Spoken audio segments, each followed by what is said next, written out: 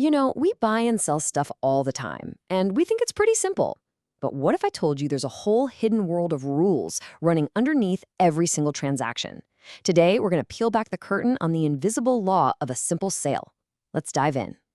So picture this. You find the perfect used car. You and the seller agree on a price, you hand over the cash, grab the keys, and that car is yours. End of story, right? Well, maybe. Or maybe not. That simple little exchange is actually packed with hidden legal promises and some serious potential pitfalls you really need to know about.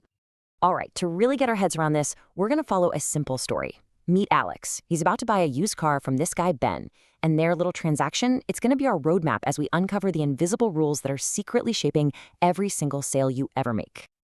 Okay, so before we dive into all the juicy drama, we need to get the basics down. What actually turns a conversation and a handshake into a real legally binding sale? Well, it's probably way simpler than you think.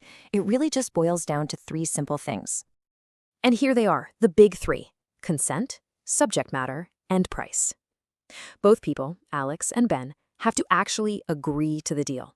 They have to know exactly what's being sold, not just a car, but this specific car. And of course, there's got to be an agreed upon price. The second those three things are in place, they don't just have a friendly agreement anymore. No, they have a legally enforceable contract. Now, this is where it starts to get really interesting. See, here's the kicker. Just because Ben has the keys jingling in his pocket doesn't automatically mean he has the legal right to sell that car. And this brings us to one of the most important ideas in law: title. Title is pretty much everything. Think of it like this. Title is the ultimate official proof that you're the true owner. It's the huge difference between just physically holding something and having the absolute, rock-solid right to possess it, use it, and, yeah, sell it. So how do you get title? Well, the law basically sees two paths. There's original title, which is when you're the very first owner, like an artist who just finished a painting. But let's be real, almost everything we buy falls under derivative title. That's what Alex is getting from Ben. And here's the absolute key. Your title is only as good as the one the seller had. It's like a chain. If there was a weak link way back in its history, your link is weak too. And you don't have to take my word for it. Look at this. This is straight from the source material we're looking at.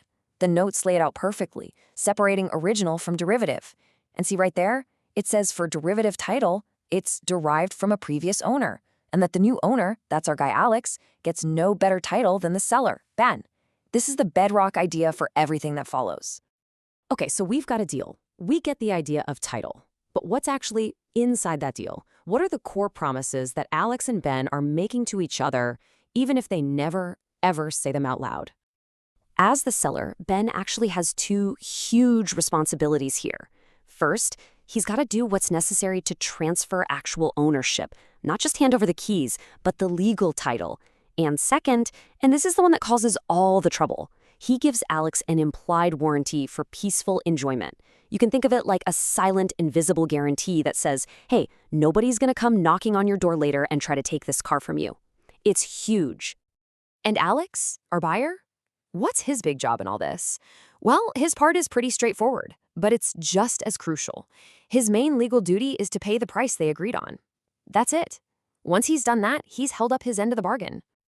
All right, the deal is done. The money's changed hands. The keys are in Alex's pocket. Everything looks perfect. But you knew it was coming, right?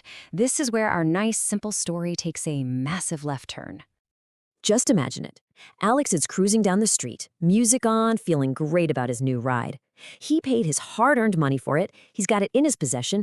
As far as he's concerned, he's the proud, undisputed new owner. And then, boom, out of nowhere, a total stranger shows up. Let's call her Chloe. And Chloe claims that the car Alex just bought was actually stolen from her a month ago. And she's got the title and police report to prove it. So who actually owns the car now? Alex, who paid for it, or Chloe, the original owner? Remember that peaceful enjoyment thing we talked about? This is exactly what it's for. The law, right here in this article, basically saw this problem coming a mile away. When Ben sold the car, he automatically gave Alex a warranty protecting him from this exact situation, from being dispossessed by someone with a better claim. This means Alex now has a very real legal case against Ben. And if you think a car is complicated, check out this real-world dilemma from our source material. This is where it gets really messy. A husband sells the family home, but he does it behind his wife's back by using a fake document that says he's single. The buyer has absolutely no idea. Then the wife finds out and challenges the sale. So who wins? The totally innocent buyer who paid in good faith, or the wife who was cheated out of her property? So you see the problem, right? The law has to do two things at once: protect the original rightful owner, but also protect innocent buyers so that people aren't afraid to, buy things. So how does the law solve this puzzle for a guy like Alex? Well, the law gives buyers a kind of legal superpower. It's called possession in good faith. And this idea, right here in Article 1161, is so important. It all comes down to what you genuinely believed when you bought the item. And for Alex, this is everything. The question is, did he act honestly? Did he have any reason to think something was fishy? Was the price way too good to be true? Did Ben seem shady? If the answer is no, if he just acted like a normal, reasonable person buying a car, then his good faith acts like a legal shield. And it's a pretty strong one, often strong enough to mean he actually gets to keep the car. And really, that's what this all comes down to, doesn't it? The law protects good faith buyers like Alex, because if every single one of us had to hire a private investigator for every purchase, the economy would just stop. But in protecting the buyer, is the law sometimes unfair to the original owner, like Chloe? It's this constant, delicate, balancing act, and it's hidden inside every single transaction you make, whether you're buying a car or just a cup of coffee.